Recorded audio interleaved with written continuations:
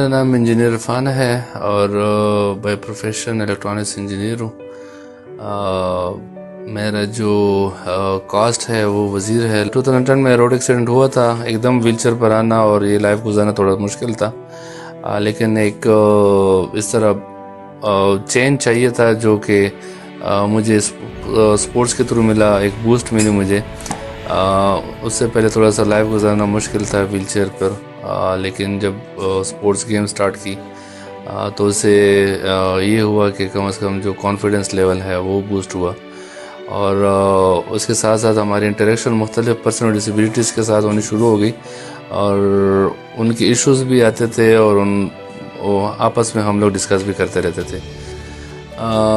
जब आप इंजरी का शिकार हो जाते हैं शुरू में, डेफिनेटली आप थोड़ा सा सोच रहे होते कि मेरे साथ ये क्यों हो गया या कैसे हो गया या आखिर मैं ही क्यों।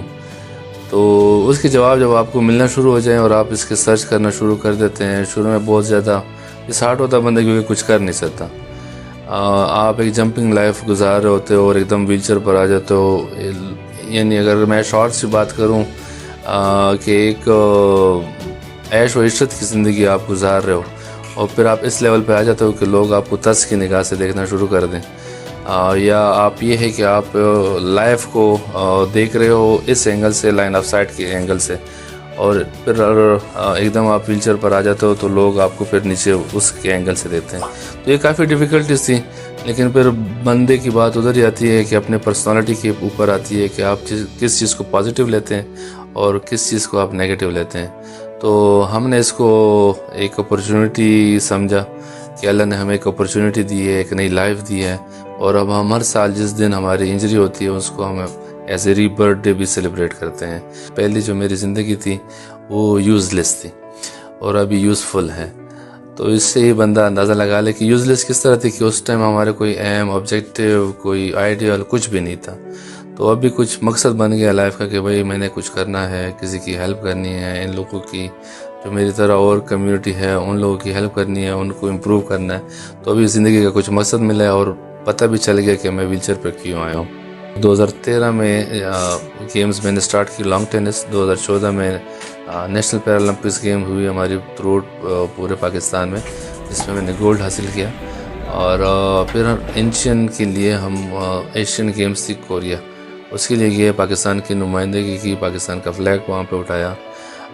लेकिन वसाइल की कमी की वजह से क्वार्टर फाइनल ही हम क्वालिफाई कर सकें। और इसके बाद अभी तक कंटिन्यूसली खेल रहे हैं लॉन्ग टेनिस, जिसे हम व्हीलचेयर टेनिस बोलते हैं, और आम लोग जब उससे खेलते हैं वो लॉन्ग टेनिस होता है। गवर्नमेंट लेवल पे अनफॉर्चुनेटली सपोर्ट मिलता नहीं है और अभी भी नहीं मिला, अभी भी जब खेल रहे हैं अभी भी नहीं है। तो जो मैंने कहा कि दरमियान में थोड़ा सा गैप आ गया था हमारे गेम के लिए, तो उनकी तरफ से कोई सपोर्ट नहीं है, तो दिल बर्दाश्त होकर थोड़ा सा हमने गेम छोड़ दिया था। लेकिन फिर शुरू कर दिया, कह रहे हैं कि शायद गवर्नमेंट जाग जाए, लेकिन जागती नहीं है। और एक अगर गवर्नमेंट की सपोर्ट की बात हम करें तो एक BRT प्रोजेक्ट की अगर आप सिर्फ एग्जांपल ले लें तो BRT प्रोजेक्ट वो इम्प्लीमेंट नहीं कर रहे थे, उनमें एक्सेस नहीं दे रहे थे, रैंप वगैरह नहीं बना रहे थे। और यहाँ तक हमें उन्होंने कहा कि भाई यूरोप नहीं है कि हम आपको एक्सेसिबिलिटी प्रोवाइड करें। हमने कहा ह्यूमन राइट्स हैं, आर्टिकल 25 मौजूद है, हम हाई कोर्ट का दरवाज़ा खटखटाएंगे। हम हाई कोर्ट गए, उनसे केस जीता, उन्होंने लिख के दिया कि हम इनके लिए रैम्स वगैरह बनाएंगे। आप जो आज रैम्स वगैरह देख रहे हैं, पर्सन विद डिसेबिलिटी यूज़ कर रहे हैं, तो उनमें इन्हीं लोगों का किरदार है जो आपकी स्क्रीन पे हैं।